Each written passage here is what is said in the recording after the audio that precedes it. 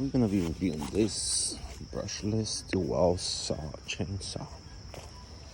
So, fairly easy to do. You got your 60-volt battery, 9 amp hour. Push it in. You have a locking mechanism for the chain, so unlock it. You got a lock for the trigger, and then you got your trigger point.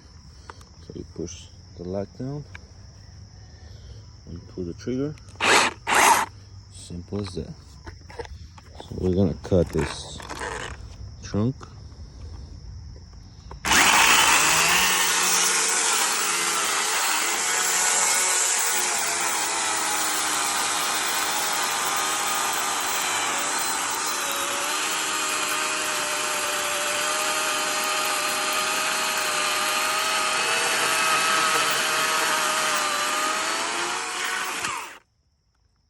Simple like that.